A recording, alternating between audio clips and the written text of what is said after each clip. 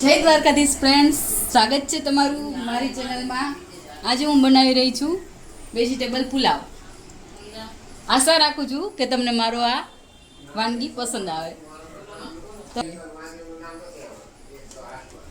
ત્રણ ચમચી મેં તેલ મૂક્યું છે।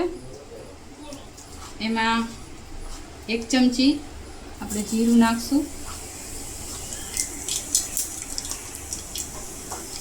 આ 2 નંગ મેં ડુંગળી લીધી છે અને મેં ઝીણી ચોપરમાં ચોપ કરી લીધી છે, એ આપણે નાખશું।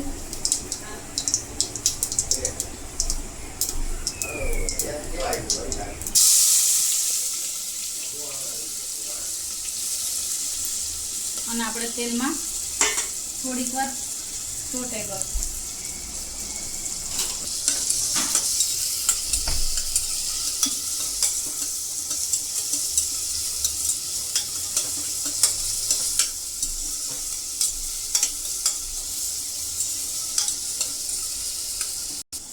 ગોલ્ડન કલરની થાય ત્યાં લગી આપણે એને સાતળશું।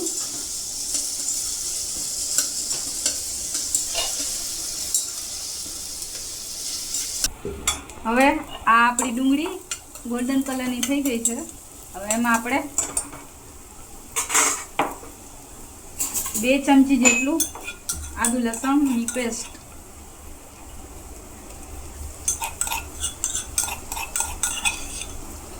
તમે ઝીણા ચોપ કરીને નાખી શકો છો।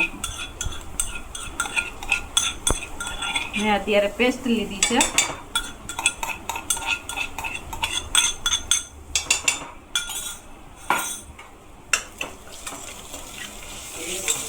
અને આપણે થોડીક વાર તેલમાં સાતળશું।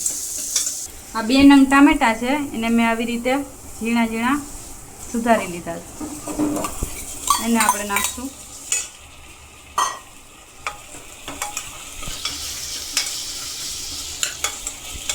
આ 1 નંગ ગાજર છે, જેને મેં આવી રીતે ચોપરમાં ઝીણી ઝીણી ચોપ કરી લીધું છે। અને કેપ્સિકમ મરચાં છે, એને મેં આવી રીતે ચોપરમાં ઝીણા ઝીણા ચોપ કરી લીધા છે, એ આપણે નાખશું।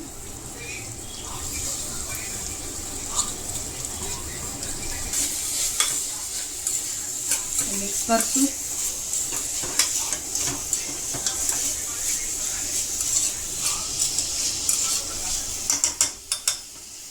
જેને મેં 1 કપ સોયા ચંક્સ છે, જેને મેં ગરમ પાણીમાં પલાળી પાણી નિતારી લીધું છે, એ એડ કરશું। 2 નંગ બટેકા છે, જેને મેં ઝીણા ચોપ કર્યા છે, એ નાખશું। મિક્સ કરી દેશું।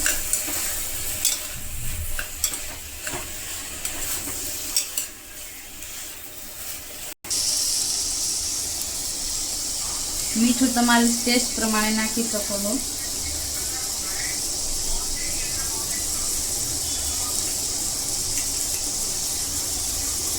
2 ચમચી કાશ્મીરી લાલ મરચું, એ તમારા ટેસ્ટ પ્રમાણે નાખી શકો છો। અડધી ચમચી હળદર,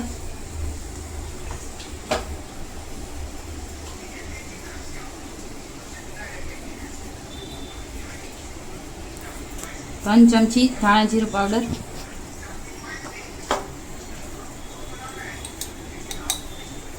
1/2 ચમચી ગરમ મસાલો,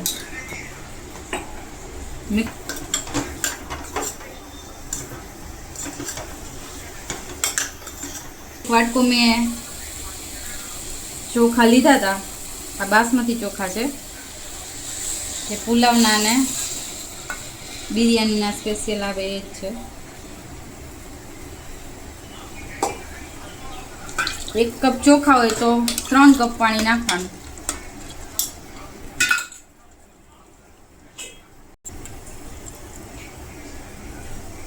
ત્રણ કપ પાણી નાખશું આપણે।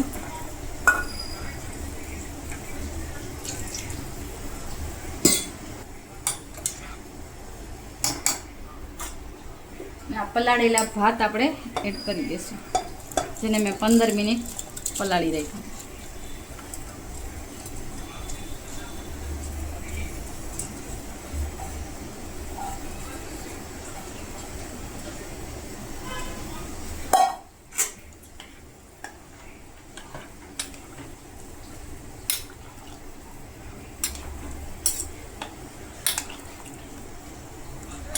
જો તમને મારી આ રેસીપી ગમે તો મારી ચેનલને સબસ્ક્રાઈબ કરજો, મારા વિડીયોને લાઈક કરજો અને શેર કરજો અને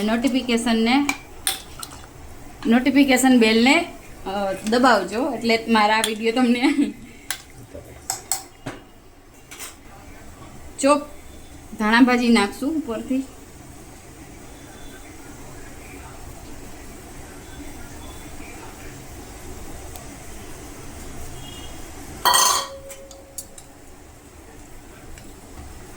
બે વિસલ વગાડી લેશું.